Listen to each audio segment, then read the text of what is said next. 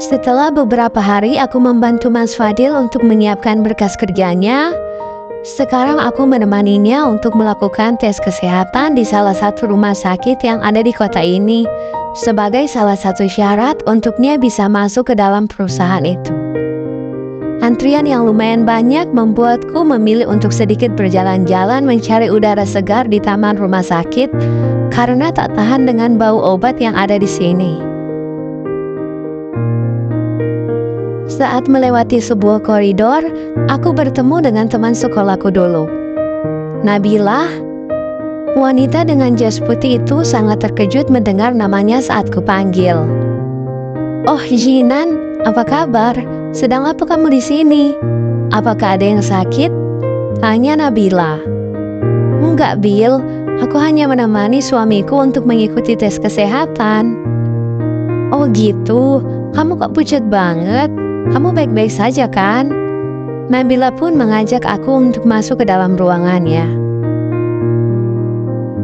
"Iya, Bil, aku memang sedang tidak enak badan," balasku sambil terkagum-kagum melihat salah satu teman sekolahku dulu yang kini tengah sukses menjadi seorang dokter.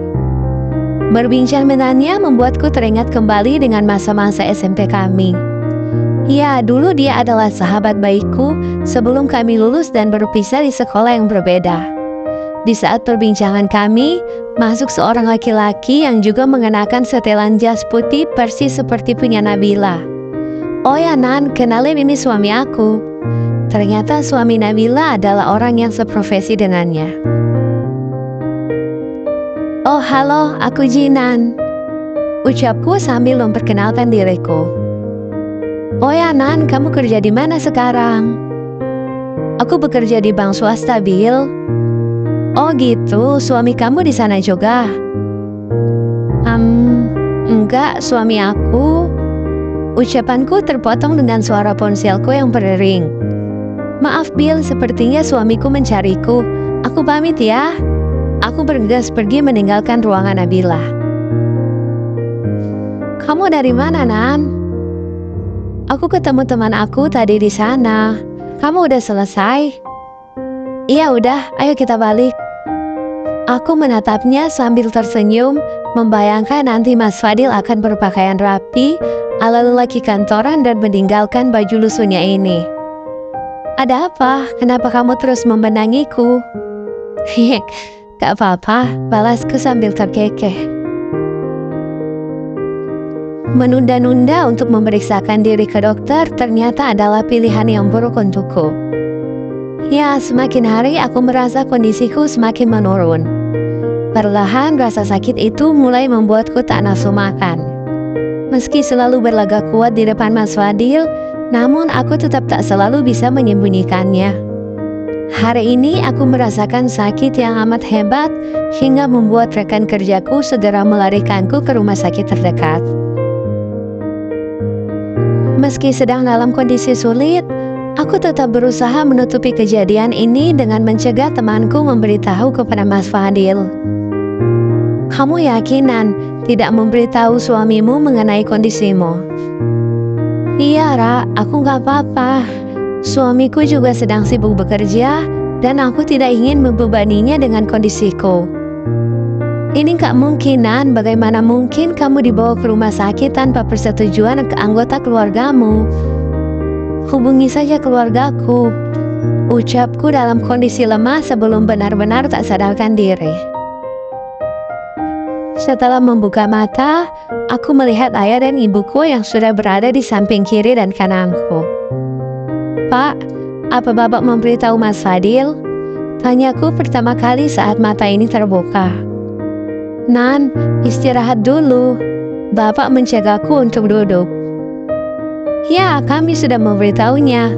Bagaimana mungkin suamimu tak mengetahui tentang kondisimu? Mungkin saja sekarang dia dalam perjalanan menuju ke sini," sambung ibuku.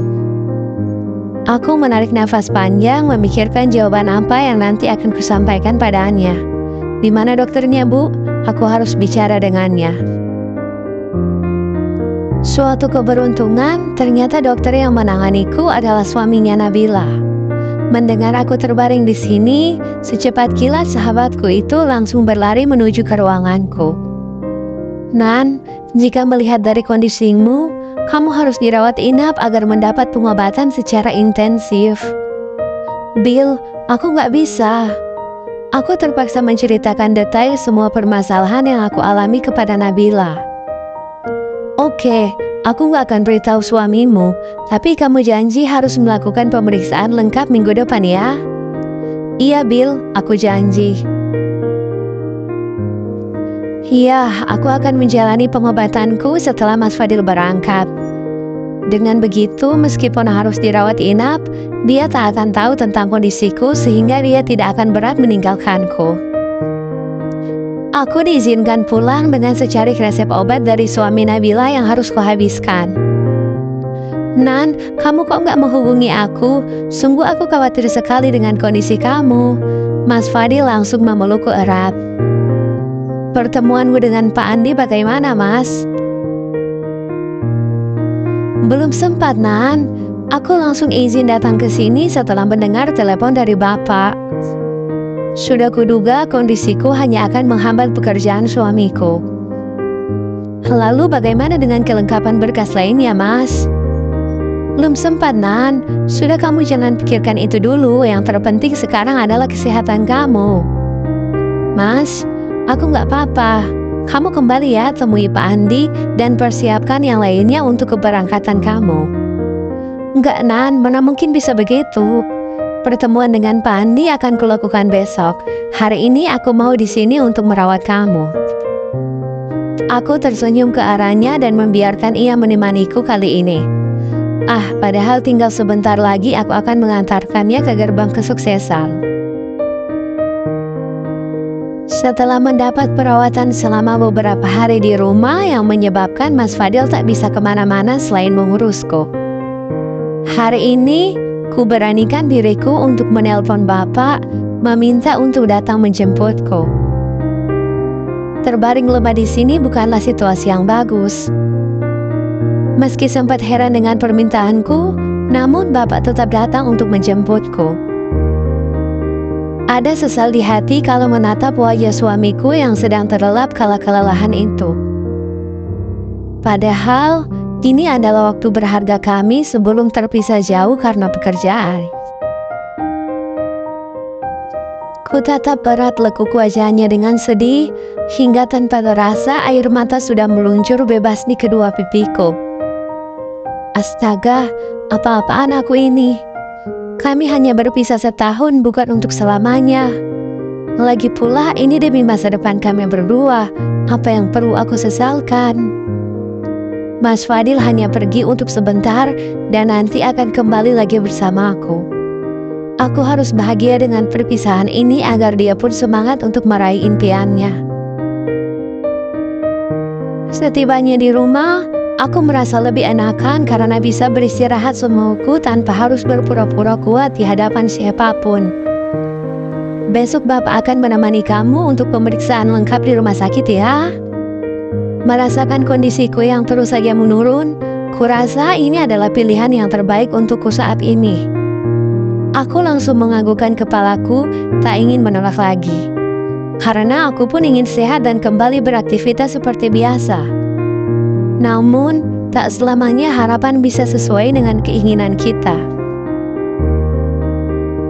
Setelah melakukan pemeriksaan dengan banyak alat, dan dengan menjelaskan semua gejala yang aku alami, dokter menyatakan bahwa aku diduga mengidap penyakit yang membuat umurku tak akan lama lagi. Ya Tuhan, apa ini nyata? Aku sempat syok dengan kenyataan yang baru saja aku terima. Kenapa harus aku?